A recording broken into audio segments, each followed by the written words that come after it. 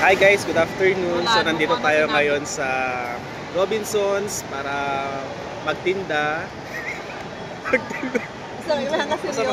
Madami kasi ako ngayong gelatin guys na naipon dito sa Robinsons.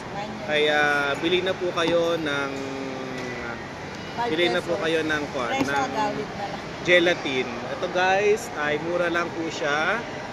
Itong gelatin na ito ay 100 pesos per pack kasi meron po siya kakaibang ano tawag dito te? Ingredients. Meron siya kakaibang ingredients ito guys. Kaya bili na kayo. Kaya mag taste test muna tayo ulit. Sabay sir? Taste test. Ha? Naka-video kasi ako. Bebenta ako guys. Sir, bili na ako. Bili ka? Gamit na ba to? Taste test tayo guys. Taste test guys. Taste test guys. Pwede magpakita dyan. Sarap. Pwede mo nakalito. Gulay naman yung paninda niya sir. Tapos ko lang naman mama. Video naman ito. Guys, bigyan po tayo ng mixed veggies. Medyo maalat mo siya pero sarap. Maka mixed veggies ka na. Makaangay. Eto guys, bili kayo ng gelatin. Yung word na makaangay. Kapag ka natikman mo na, kahit ayaw mo na, pero go pa rin ng go. Mas masarap to guys, gelatin. Ito yung paninda ko guys. Go pa rin ng go. Gelatin guys ang paninda ko ngayon. Bili na kayo. Soft siya. Gelatin na gelatin talaga. Pero ang pudding ka oh. Ano?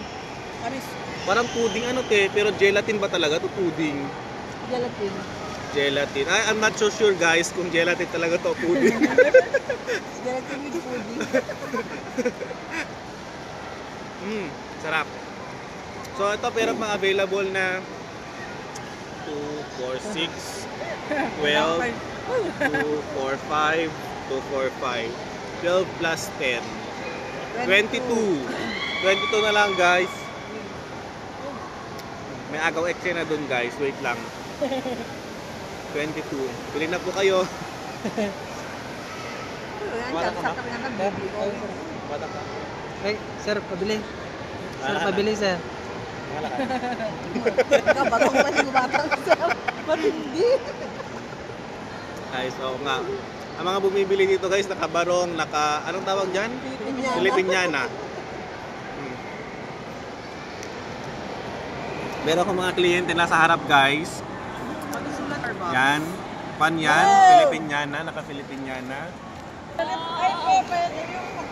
Ay, Starbucks kayo dyan. Guys, narinig nyo yun. Papay Starbucks daw guys. Pili na ng order. Kasi mamaya na lang guys, wala nang gelatin guys. Paubos ng gelatin. Kasi may Starbucks na.